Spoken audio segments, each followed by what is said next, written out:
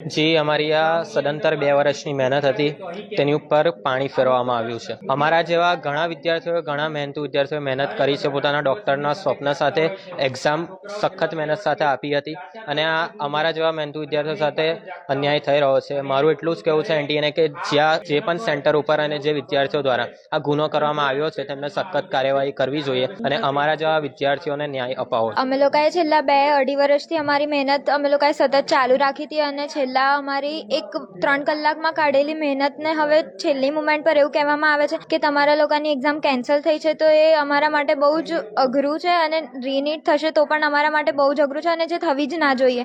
અમારી એનટીએથી એક જ ડિમાન્ડ છે કે બસ આ કેન્સલ ના કરે એક્ઝામ અને રીનીટ ના લે, કેમ કે અમે ખૂબ મહેનત કરતા આવ્યા છે. અમારા માટે બહુ ડિપ્રેશનની વાત થઈ જાય છે કે એનટીએનું લાસ્ટ ટાઈમ પણ આ જ વસ્તુ થઈ હતી, પેપર લીક થઈ હતી. તો આ વખતે સેમ વસ્તુ થવું એ ના થવી જોઈએ. તમારી સિક્યુરિટી એટલી તો સ્ટ્રોંગ હોવી જ જોઈએ કે અમારા પેપર લીક ના થાય. એટલે સ્કૂલમાં પેપર આપતી વખતે બી જ્યારે પેપર આવે છે, સ્કૂલમાં ખોલે છે તો બી અમને ક્લાસની બહારથી પણ નથી જવા દેતા. તો તમારી સિક્યુરિટી એટલી તો સારી હોવી જ જોઈએ કે એટલીસ્ટ પેપર તો લીક ના થાય. અને જેને આ કર્યું છે એને બેન કરો. અમે શું કરવા રીટ ફરી આપી શકીએ? મારી ખાલી એટલી જ છે કે રીનીટ ના લેવી જોઈએ. જ્યાં વસ્તુ થઈ છે એને બેન કરવું જોઈએ.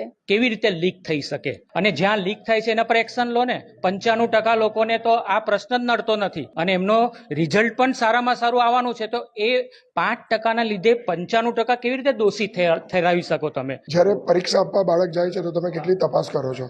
તો પેપર લીક માટે કેમ આવું થયું? કેમ વારે ઘડી આવું થાય છે? શું યુપીએસસી જીપીએસસીની પરીક્ષામાં આવું થાય છે? નથી થતું. તો આનું એક લેવલ બદલવું જોઈએ અને આખું જે સિસ્ટમ છે તેને બરખાસ્ત કરીને એક નવું સિસ્ટમનું ગઠન કરવું જોઈએ. અને હું એવું માનું છું કે ઓનલાઈન પરીક્ષા વધારે સુરક્ષિત હોય છે. ઓનલાઈન પરીક્ષા પર જવું અત્યંત જરૂરી છે.